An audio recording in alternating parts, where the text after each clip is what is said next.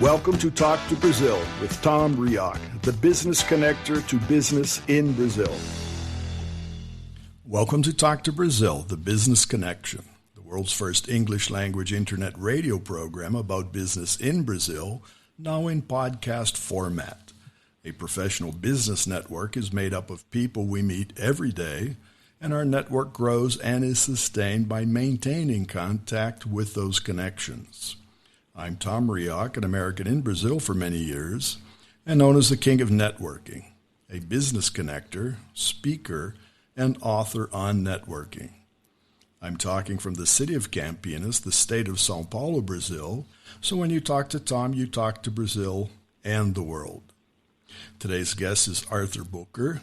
Arthur is an undergraduate STEM student at the Polytechnical University of Sâo Paulo, Brazil, specializing in Mechatronics, Robotics, and Automation Engineering.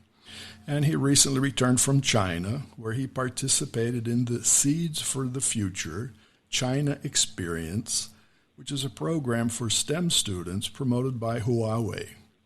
And he's with us today to talk about that experience.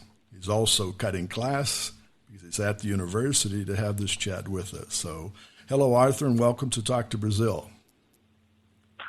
Hello, Tom. It's nice to be here. Well, thanks for cutting out of your class. I didn't want to bother your program, but it is interesting. As we talked offline, you just literally got back from China from this experience. So tell our audience a little bit, what was this program and how long were you in China? Yeah, sure. The program was 15 days long. Mm-hmm. And we've been to Beijing and Shenzhen on language, cultural, and technical experience with Huawei. Firstly, we went to Beijing, where we had a few classes on Mandarin and had the opportunity to get in contact with the Chinese culture. Mm-hmm. After this immersive experience, we've been to Shenzhen, where we had a lot of technical courses about 5G, AI, databases, cloud computing, and also we had the opportunity to know the headquarters of Huawei in China. Mm. What struck you about the culture, the Chinese culture? Sure. It was really surprising when you arrived there. It was a total of 10 students from Brazil, from all different parts of the country. Mm. And the first impression that I had, it was a big city, a lot of people, and we were kind of strangers there. But everyone was really nice to us. The food that we tasted there was really different, a little spicy for our taste, but it was really good. But good? Okay. Right on the first day, we've been to the Summer Palace, and after that to the Great Wall, and, well, two amazing places. Don't have any words to describe it. You're from São Paulo. You're from a big city, so it's even bigger there. Is that you were impacted by the size?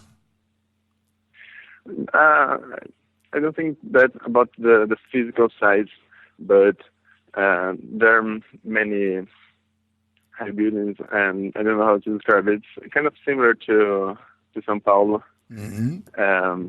But a little bit more crowded, and the population is differently physically, obviously. Mm-hmm. So all the streets were really clean. It was surprising. I think that the most part of the people don't have this initial impression or opinion about China. Okay. You went with a group of Brazilians. You weren't by yourself, right? There was it was a group of 10 students from Brazil, from Rondônia to Rio de Janeiro, São Paulo, Curitiba. And after the trip, we had the opportunity to get together, to know each other. And so we had one morning experience on Huawei, to know each other and get in contact. And after that, we just entered on the plane and had this huge immersive experience there. So that was your first networking experience with even amongst yourselves with other Brazilians, right? Sorry? That was your first networking experience with your Brazilian colleagues. Yeah. It was the first one. We went to the Huawei headquarters in São Paulo, and we had a few conversations about how the experiences that we were going to have there, and talked about each other a little bit. Had the opportunity to have lunch together, and once we arrived in Peking, Beijing, and there was a guide waiting for us. That it was really good to have a translator there. But I saw you sent me a picture, and I saw that on the picture anyway, you showed that there was Belgium, Brazil, Luxembourg, Netherlands, and Zimbabwe. So they were also part of the same group? Kind of. The Fit for the Future is a huge network, international experience for our students. So they have in total, I think that 108 countries affiliated with the project. So when we went there, we had the opportunity to meet the group of these 4 countries, and we also met a few others that were already living there. From the other countries. Really interesting. Good. Okay. Yeah. So they're basically all STEM students, everybody with the same objective. Yeah, exactly. To get in touch with the China's future in tech, and to know Huawei's and to know China, learn Mandarin. It was really interesting. We got really close to the people from Zimbabwe. We kind of merged the groups when we arrived on Shenzhen, and to know the people not only from China and learn about the Chinese culture, we also had the opportunity to meet a lot of people from other countries and share the experience that we had there and share our lives, our customs. It was really interesting. Yeah, it's intense. Very good. Well, how were you chosen? The process is kind of different between the affiliated universities in Brazil, but we had a selected process at the university. We need to send the CV and a few motivational paragraphs, answer a few questions, and after that, the 3 were selected from the University of São Paulo. Okay. And I was like to be one of them. Well, great. Were you surprised? Yeah, I was surprised. I was really happy with the news. Not every time that you have the opportunity to go to China. Well, I saw in your LinkedIn profile you've participated in other experiences, other events, other projects here in Brazil. So this was China on your radar? Is that a place you wanted to go, or just a happy coincidence? It was completely a coincidence. It was definitely a place that I would like to, at the time, I would like to meet at some point in my life. But I really was not expecting this opportunity so soon. So, yeah, I was really well, I think the important thing from what I've seen, and I say that opportunities show up all the time, right?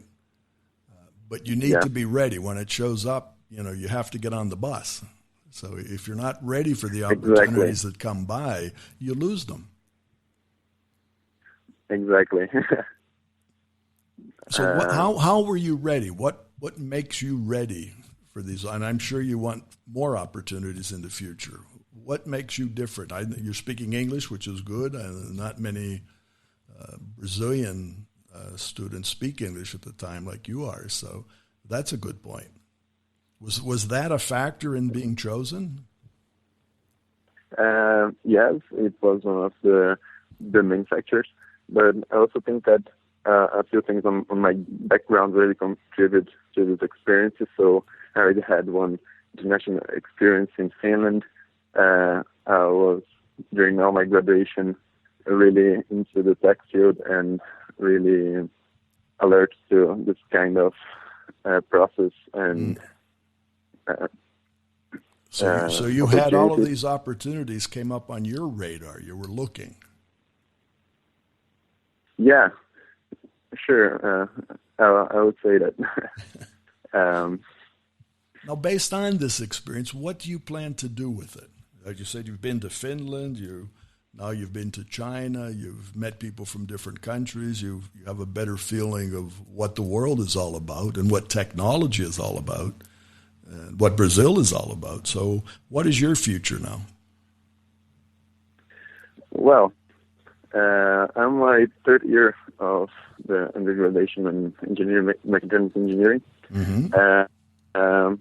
I'm planning to make double degree on German also. Okay. And after that, I'm planning to work on the field of artificial intelligence applied to healthcare. Healthcare.